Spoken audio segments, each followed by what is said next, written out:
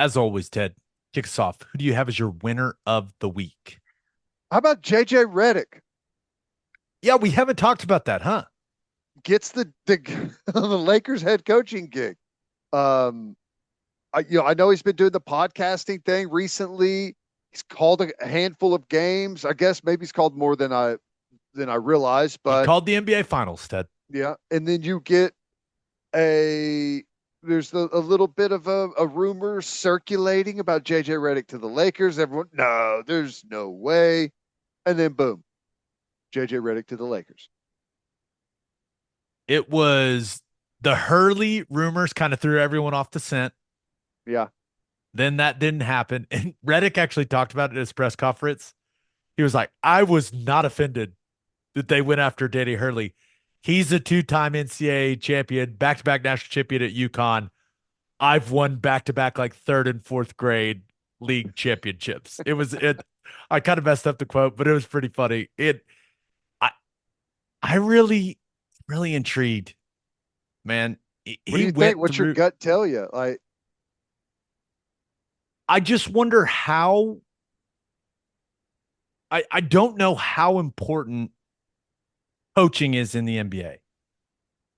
That's where I don't have enough knowledge, basketball knowledge, like high level basketball knowledge that can just.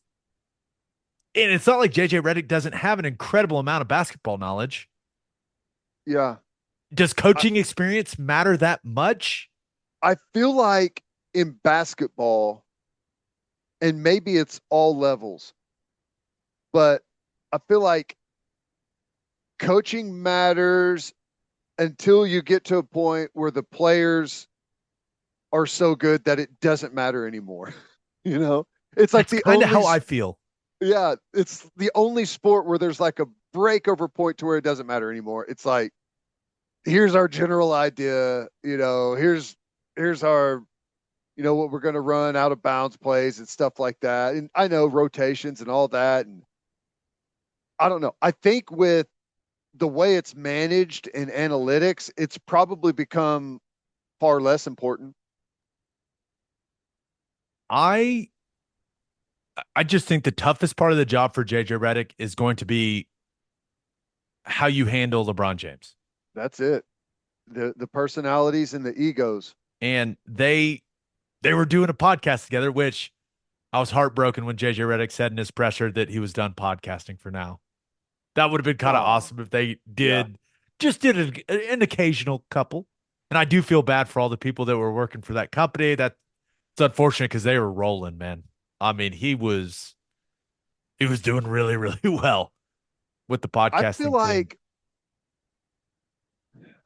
I feel like with that team specifically, coach is incredibly important just because of like what comes with LeBron. You know what I'm like? It has to be managed perfectly, or like if we've seen what happens like when he doesn't respect guys, or when he's out there standing, a coach is trying to make some calls out there, and he's standing right next to him doing the same thing. I feel like it's really important with how fragile maybe that lineup is at the moment. You got an aging LeBron that's not able to just take over like he used to. He's still fantastic. Not saying he's not, but I don't know. I feel like it's not going to be an easy job, The and Anthony there's a lot of Davis, eyeballs. the Anthony Davis piece of it is also very interesting. Dude, he's easy. You coach in like 5 game spurts. 5 games off 10 because of injury. 5 games off 10 because of injury. That's the easy part. I so one of my high school basketball teammates ended up he played with JJ Redick in Orlando. And I get the sense that JJ Redick is not going to take anything from anyone from the way that he described him when they were playing together. Well, that's good. So I mean, you got to know how to manage it. You know how it is. You've got to be able to be demanding and confident in what you're coaching, what you're preaching, and how you handle it with the players, because there's like a fine line in there whenever it's overboard or it's not enough. Most important question. JJ Redick going to be, is he going to be one of those coaches that tries to bring the suit back? Or is he going quarter zip like the rest of them?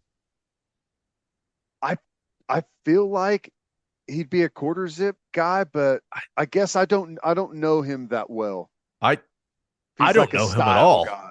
but it seems he's probably, I mean, he's an ex-athlete. He's going to go for comfort, Comfort. right? Yeah, I would think so. Has no experience, hasn't coached high school, hasn't coached college, is the head coach of the Lakers. It's unbelievable. And it gives all podcasters hope. Ted, you're going to be the coach for the Patriots next year. Come on, man. Yeah. You're not leaving Well, the podcast. Come on. You wouldn't leave for the Patriots job. no, no. Are you kidding me? Shut I up. If you didn't leave this podcast, if they said, Ted, we want you to be the head coach of the New England Patriots, you you have to take it. I would do it for the final two games of the regular season after what's his name's been fired, like Saturday did. You That's what I d- would. I would say yes to that. I think you would thrive in a Jeff Saturday type role. Yeah, It's like, just all kind of right, stand guys. around and point and like over there, not really doing anything, just kind of looking official. Yeah, I would definitely bring back the suit and tie on the NFL sideline. No way. Yeah, You can't that there's not a tie that fits that neck. Come on, man. no, I wouldn't. I wish I could, but I hate wearing. It's just, no, no. But I would take it as a. I would thrive in an interim coach position. I think I would as well. Interim, I'd be a perfect interim coach. Basically like a substitute teacher. That's it. Just here, No I'm just here for the expectations. vibes. Here for the vibes. We're just gonna, hey guys, I get it. Let's have fun. Let's have Let's some have some fun. fun. We're gonna change some things up just to, get out of the old rhythm and into the new one. Yeah, be great. Who do you have as your loser of the week? Oh my God, Texas A&M. What has just happened, Gabe? Can you believe that, dude? No, I've never. It has to be. Maybe there's been another situation like it, but Texas, like it sounds from what, and who knows at this early point what's true, what's not, what rumors have some legs to them, what don't. It sounds like this deal's maybe been done for quite a while, and Texas fires their coach on the day of the final game of the College World Series, already basically knowing the deal's done, just to create the distraction. And it's just the whole situation is incredible. I Football's a completely different conversation, but I can't think of a more satisfying thing for a Texas fan. Yes. I mean, maybe do you think they hate us more than they hate A&M currently? I think that I I think the hate towards Oklahoma is competition based, and the hate towards A&M is like primal. Like, you know what I'm saying? Like there's Yeah. a difference there. One is like we clash on the field, and that's what it's. The other one is like we clash everywhere else. And I just I can't believe he's going there. It's got to be because Schlossnagle was at TCU when Chris Del Conte was Yes. the athletic director there. Mm-hmm. That's got Had a to ton be of it, success. Yeah. right? I mean, yes, but still, you're at TCU. then you're at Texas A&M, and then you go to Texas. There has to be. Is there no like? There's nothing you won't stoop to, like the right amount of money and an old buddy. You'll just like pull the pin on the grenade and toss it in the room and lock the door as you walk out. Like there's no like there's nothing that's too far. I almost respect it. Like the stones it takes to make that move. No, it's That's crazy, man. You were up 1-0 in the champ series. You yeah. lose the final two. Last game got a little tight there at the end. Mm-hmm. And what the team arrived, your fan base is celebrating you. Oh, great effort, boys. Like 6 hours later after that, you're off to Austin. After, let's not forget filleting a journalist in the post game for asking the question that everyone is talking about. Would you like to make a statement about how you're staying at Texas A&M? Well, in a roundabout way, I guess maybe I will. Never say I was, never, Schlossnagle. Never say never out loud, brother. Not if you're in the coaching world. Don't do it, man. uh, and he already knew. There's no He way already he didn't knew. already know. I mean, there's a better way to avoid that. You know, I don't know what it is. I guess you say, listen, I know that's the rumor right now. I'm not going to even address that right now. What we're talking about is the great effort these guys had all season. Whatever you know what I'm saying? Like, I, I don't know. It's just, hey, sign me up though. Like to be able to watch this from afar, I don't know that there's anything better. Oh, it's fantastic. I I can't think of really anything like it. A lot of people want to bring up Lincoln Riley leaving OU for USC. It doesn't feel the same to me at all. Like this feels like it's going to create violence. Yeah, That's how it feels to me. Lincoln left after a disappointing season that everyone hated. And, it had been rumored that he may be leaving for quite some time. I mean, it was the LSU thing. Like, it wasn't USC. I don't remember anyone bringing that up, but there was something weird going on for a long time.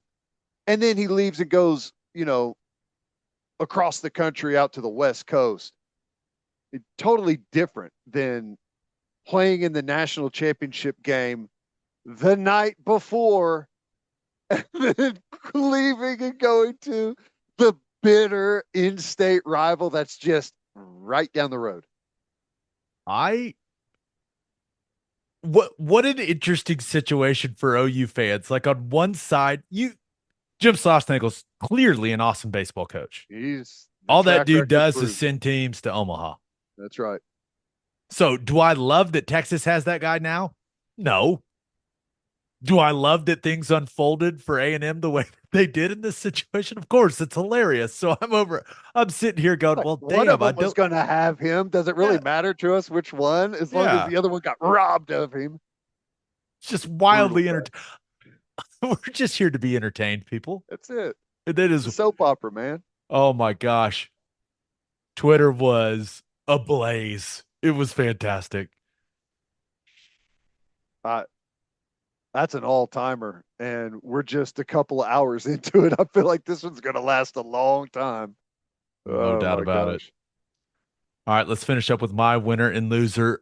But first, what if for the rest of 2024, you got a little bit better every day? When you're learning a new language with Babbel, that's exactly what you're doing. 1 in 5 Americans have learn a new language on their bucket list. And if that's you, make 2024 the year you finally check it off the list with Babbel. And here's a special offer for our listeners, and it's only for our listeners. Right now, get up to 60% off of your Babbel subscription at babbel.com/Oklahoma. Don't pay hundreds of dollars for private tutors or waste hours on apps that don't really help you speak the language. Just use Babbel. Babbel's quick 10-minute lessons are handcrafted by over 200 language experts to help you start speaking a new language in as little as 3 weeks. We travel a lot. Ted, you best believe next time we travel, I'm going to do some Babbel. Love it. Try to learn the language where we're going, try to be able to order at restaurants, ask for directions. Love getting lost on vacation. It's fantastic. I want to do all that stuff. Greet people, greet strangers.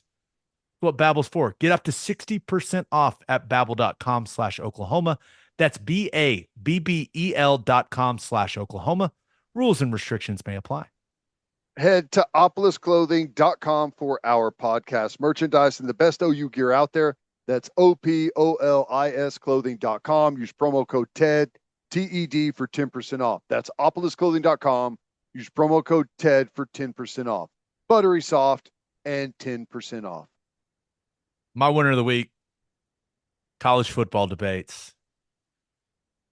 God bless you, EA Sports. I mean, just late June content, late June arguments, late June discussions. EA Sports College Football 25, just creating chaos for college football fans. Ted, they're releasing a bunch of different rankings this week. They're going to release the top offenses and top defenses for the game later this week. They're also going to release the team power rankings. But on Tuesday, they dropped their 25 toughest places to play. And wow, did it create quite the discourse. I mean, some people were pumped. Some people were pissed. Shout out to EA Sports for the June chaos, man. This is awesome. Yeah, it's great when in June and July, it's easy to stoke the fires. It's easy to stoke the fires. A little top 25 list of whatever you want it to be is going to get people heated, especially when you've got all eyes on you right now with the game coming out. Low hanging fruit. Gaylord family, Oklahoma Memorial Stadium, checks in at number 8. Pretty dang good, man. I was fired up when we were on there at 8. Yeah, pretty good. Pretty good. I think that's a pretty good place for it, and I think this year it's going to be on display. It's been a while since you've been able to point to Oklahoma and say, my goodness, look at that in-game atmosphere. But when the big games happen, Oklahoma fans show up in a massive way. So 8, I think, is fair, and I think we could climb higher this year with some of the games we've got. I did see quite a few people questioning why OU was in the top 10. And I do think the number of games that we've won at home, Record at home, I mean, it's just been that I have to imagine that factored in to these rankings for EA Sports quite a bit. But I did see this from Mike Golick Jr. Quote, good to see Oklahoma get the respect it deserves. He played there in 12, right? Those are the words of a man that has seen that stadium at its absolute best. Yep. That was great. That was undoubtedly the best atmosphere I played in college. I'm sorry we lost the game, guys. We didn't play very well. But I remember the first quarter of that game going, oh my God, this place is on fire. Mm-hmm. And that is what this fan base is capable of when the game feels massive. So I was really excited to see that from Golick Jr. because he lived it. He experienced it as an opposing player coming into that stadium. No, that's cool. That's cool. And, typically it's no surprise who has the best, like the most difficult place to play is the best teams. Like, it's hard to beat them because of how good their team is and the fans, right? But Kyle Field is like the rare exception of that, to where you don't have a team that's a traditional power, but everyone that walks into that stadium for the first time is like, oh my God. It just goes straight up out of nothing. And it's it's pretty cool. It's And number one. trust me, I'm no A&M fan, and I like to laugh and make fun of them as much as anyone else, but they got a stadium. We just laughed and made fun of them for losing their baseball coach. But I tell you, when I saw them at number one, no argument for me. So, Especially, especially, and I was playing guard at the time, especially if the center snaps the quarterback or snaps the ball over the quarterback's head on the first play of the game for a safety.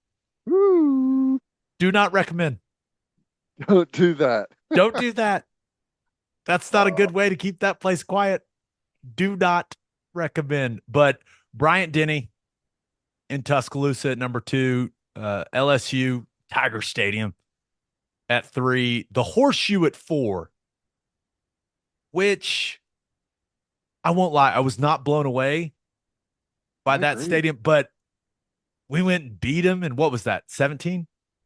Yeah, So yeah, maybe we just didn't get it on on its best day. yeah. Sanford Stadium there in Never Athens at been there. five. Never It been. feels like I think that's kind of maybe been known for kind of a sleepy like fan base until Kirby Smart took over and they've gone on this run. I think it's according to what people have said, Yeah, it's been I've cranked up. I've heard Josh Pate talk about that quite a bit. Like, hey, Yeah. it used to not be good, but now Sanford Stadium there in Athens gets going. Beaver Stadium, I don't know how much the whiteout gets them that high. I don't know. I love it though. I It love that stadium. it It looks looks awesome. awesome. Camp Randall at seven, that place looks nuts. And just knowing every guy that I know quite a few guys that played at Wisconsin. They're all crazy. They're all crazy. They Yeah. all have an incredible time every time we're together. I assume that place is just bonkers. We were at eight, Doak Campbell, which I cannot even put into words how loud it was when we went there in 2011. Well, watching Oh, their fan base when we played them a couple years ago, I can imagine. I've never been there. I know you guys went in there and won. ooh. I bet it's crazy. Swamp checks in at 10. A couple other notables, Neyland Stadium at 13. A lot of OU fans that went to that game have told me It that was that's about awesome. as good as they've ever seen. It was awesome. Yes. Jordan, which we will be making the trip We'll be this there year. this year. They're checking in at 14. Williams Bryce, which is South Carolina, will be making that trip next season. They check in Yeah. at 15. Longhorns checking in at 19. Darrell K. Royal Stadium, which, by the way, never forget, played at OU. It's got to be the lowest ranked 100,000 seat stadium on the list. Has to be. I, yeah, I have never heard anyone say, "Did you see the atmosphere in Austin?" I know. Although I you bet put they've a, suffered from what we've suffered from a little bit, just the schedule just hasn't been crazy. I know they hosted Alabama a couple years ago. It was probably big for that. yeah, I assume it was rocking. Thanks, EA Sports. And thanks for putting OU in the top 10. It made me feel really good. I don't know. How about this? What we've uh obviously OU's won at Kyle Field.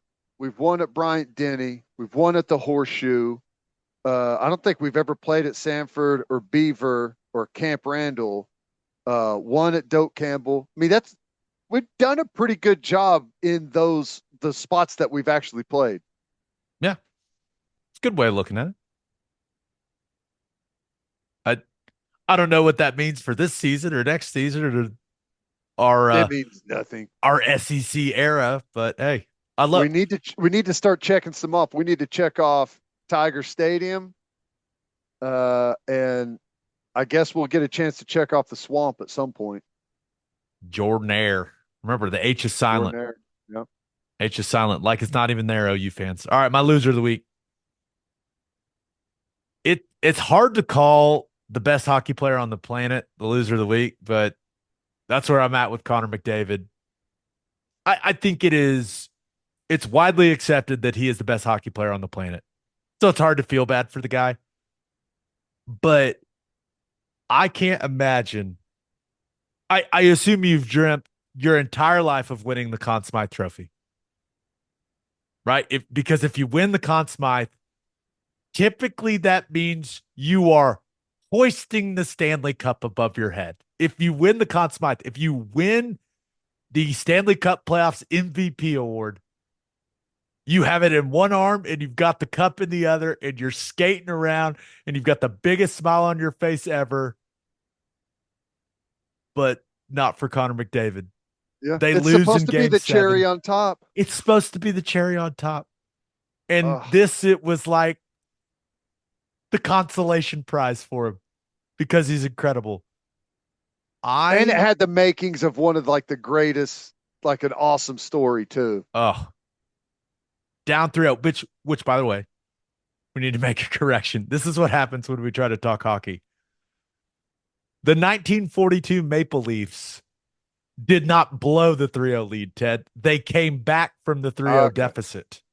okay, The Detroit Red Wings blew the lead in 1942. So, going back to our celebrity golf analogy, that makes Oklahoma State the Maple Leafs and you, Dusty and Curtis, the Red Wings.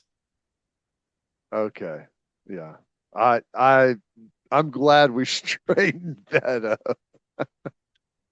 Just wanted to point that out. Oh my Someone God. tweeted me about it. I was like, all right, I will issue a There you correction go. on the next podcast. I appreciate that. That's good. Just in case you had forgotten about blowing the 2-hole lead in the charity scramble. Just wanted to make sure. Details are important. Okay. Well, I would give Dusty the Conn Smythe trophy with his tee shot on the first hole. That's the hardest one. You got everyone standing around, all the nerves. You haven't hit a shot yet, and he stood up there and blasted a drive. So, if we have a loser that gets to hoist the trophy, it'd be Dusty. Well, Dusty would be feeling just like Connor McDavid. Dude, what do you do with that trophy? You win the playoffs MVP trophy. It's a massive honor. It's a big deal. I think I heard it's only happened like 6 times in the history of the NHL where someone wins it and isn't on the team that won the cup. You can't display it in your house. It would just bring you constant pain. Every time you look at it, you're like, oh, yeah, we lost game 7 of the Stanley Cup final. I want to cry. Why is this trophy out? Someone destroy it. Like, what do you do with that if you're Connor McDavid? I don't know. I don't know. Bubble wrap it, throw it up in the attic, I guess. I don't know. Don't bring it out until you actually win a cup. There you go. That's the That's moment of acceptance. that's probably it. Because you're right. Other than that, it's like, oh yeah, there's the time I was just good enough to lose it. Oh, awesome. The trophy that reminds me of one of the lowest points of my life. Hooray. Like, I'm sure he wants nothing to do with it, man. And that's Yeah. where the only thing I could think of, you're probably right. You probably put it away in storage. And if you're Connor McDavid, you're going, I'm going to win a cup someday. I'm going to win another Conn Smythe. And then I'm going to put this one next to that one. And well, it'll look good. But the only other thought I had is like auction it off for charity or something like that. I don't know, man. But I just can't imagine especially with how hockey guys are wired, how superstitious some of these guys are when it comes to trophies and touching stuff and all that. I don't know. I feel like you just can't display it if you're him. He's probably going to put his alarm clock in it. Is it like a cup? What is it? The It's trophy. kind of a funky shaped. I mean, they were showing it on the broadcast. It's kind of like got a giant maple leaf on the top of it. It's not alarm clock material. It's not like a bowl you can't really like Yeah. drink out of or anything like. It's It's a prob massive trophy. it's probably going to be sitting like right next to the sink where he brushes his teeth every morning so he can look at it and have it as motivation to go win the damn Stanley Cup. I I mean, look at this thing. I just don't think you can. I mean, it's substantial, dude. Oh my God. It's Yeah, huge. put that in the kitchen on the island. You got to I be mean, reminded of it. this is what it looks like when someone's holding it. Like it is a Oh huge yeah. trophy. Yeah, that's massive. That's So not massive. only is like it's a massive painful reminder that you lost the Stanley Cup if you're Connor McDavid. Yeah, just brutal. But he's probably going to look at it every day as motivation. That I guess that's about all you can do. Last time a Canadian team won the cup, still 1993. That's isn't that crazy? It's crazy. Feel bad for him, honestly. Close. It would be like, Bob was too good. I mean, Too good in between the pipes. can you imagine if that would be like the United States having not a team from the United States having not won the Super Bowl since 1993? That damn Mexico City and The British Germans beat us Columbia again. again every year. We're so close. Yeah, that's got to be brutal.